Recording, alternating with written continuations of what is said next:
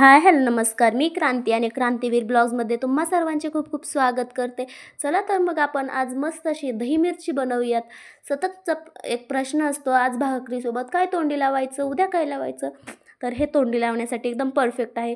तर चला तर मग रेसिपीला सुरुवात करूया. तर त्यासाठी काय करायचं, कढई ठेवायची गॅसवर, त्यामध्ये जिरे घालायचं आणि नाही मोहरी घालायची आणि मोहरी छान तडतडू द्यायची. आणि मी नेहमी सांगते मोहरी छान तडतडली पाहिजे, म्हणजे त्याचा कच्चापणा जो आहे तो निघून गेला पाहिजे. आणि आता मोहरी छान तडतडली आहे, आता लगेच मी यामध्ये लसण घालणार आहे.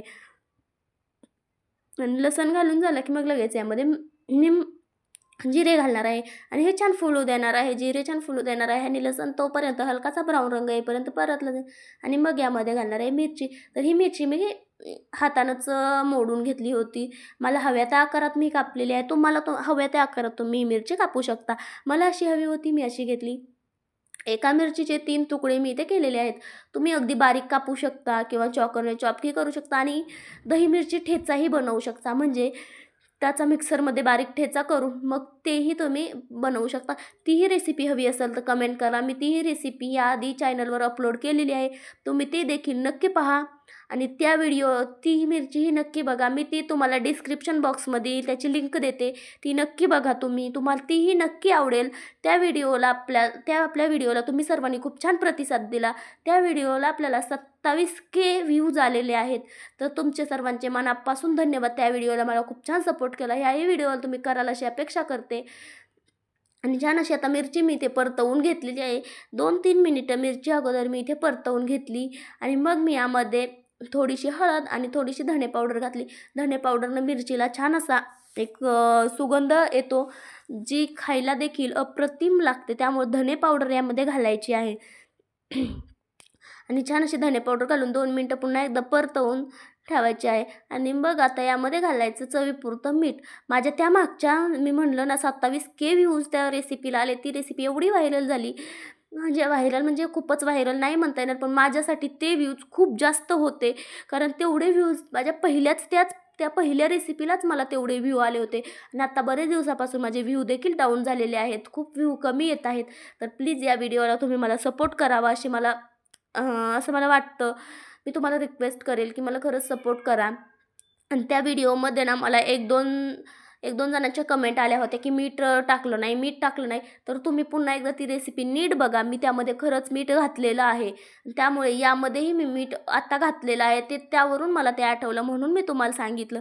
ती रेसिपी मी नक्की डिस्क्रिप्शनमध्ये देते, तुम्ही नक्की बघा. आता छान 4-5 मिनिटं आपल्याला ही मिरची छान अशीच परतवून घ्यायची आहे. यामध्ये दुसरा कुठलाही पदार्थ नाही घालायचा. मीठ घातल्यामुळे छान सॉफ्ट व्हायला मदत होते आणि मिरची छान परतवून घ्यायची आहे. तुम्ही पाहू शकता आता मिरची छान अशी सॉफ्ट व्हायला मदत झालेली आहे आणि छान अशी मिरचीचं जे तिखटपणा आहे तो निघून गेलेला आहे भाजल्यामुळं. आणि मग आपल्याला यामध्ये दही घालायचं आहे. दही, ताक तुम्हाला जे तुमच्याकडे अवेलेबल असेल ते घाला. मागच्या वेळी मी ताक घातलं होतं आणि यावेळी मी दही घातलेलं आहे. दही म्हणजे जास्त दही नव्हतं, मी ते आधी मिक्सरमध्ये त्याला फिरवलंच होतं थोडंसं. पण ते दहीच होतं. जास्त मी पातळ नव्हतं बनवलं, ते दहीच होतं. ते दही मी यामध्ये घातलं आहे. आणि मी जास्त घातलं कारण माझं आंबट नव्हतं. तुमचं आंबट असेल तर तुम्ही दही आणि त्यामध्ये थोडंसं पाणी मिक्स करून देखील तुम्ही घालू शकता. पण माझं अजिबातच आंबट नव्हतं, त्यामुळे मी सर्वच यामध्ये म्हणजे बरंच यामध्ये घातलेलं आहे. आणि आता छान अशी मिरची शिजली आहे. तुम्ही पाहू शकता मिरचीचा कलर वगैरे सगळंच बदललेलं आहे. मग मी आता यामध्ये घालणार आहे शेंगदाण्याचा कूट. तर माझ्याकडे जाडसर शेंगदाण्याचा कूट नव्हता, म्हणून मी हा बारीकच घातला आहे. तुमच्याकडे जाडसर असेल तर तुम्ही नक्की घाला, कारण जाडसर कूटच यामध्ये छान लागतो. माझ्याकडे नव्हता म्हणून मी हा बारीक केलेलाच घातला आहे. आणि आत्ताच माझ्याकडून कढई पालती व्हायला लागली होती, पण थोडक्यात वाचली आहे. पकडणं धरण्याचा परिणाम आहे. आणि पाहू शकता छान अशी मिरची झाली आहे. तुम्ही पकडणे पकडा, नाहीतर खरंच कढई जर पालती झाली ना तर सगळंच व्हायचं. एवढी मेहनत केली मी आणि शेवटच्या टप्प्यावर कढई पालती व्हायला लागली होती, पण वाचली आहे. ठीक आहे, एकदा वाचली परत नाही वाचणार, म्हणून मी आता पकड घेते आहे. कारण मी एकदा वाचली आहे, परत नाही वाचू शकत. परत जर पडली तर खूप अवघड होईल, म्हणून मग मी पकडणे धरलंच आहे. तुम्ही पक्कड म्हणता, चिमटा म्हणता, तुम्ही जे काय म्हणता असाल ते. आमच्याकडे पक्कडच म्हणतो, म्हणून मी पक्कडच म्हणते. आमची मराठी भाषा आहे, गावाकडची आहे. आणि मस्त अशी रेसिपी आपली तयार आहे. आता दही मिरची आता भाकरीसोबत काय खायचं हे टेन्शन गेलेलं आहे. तर कशी वाटली आजची रेसिपी कमेंट करून सांगा. आणि बाय बाय, भेटूयात अशाच चमचमीत रेसिपीसोबत. बाय.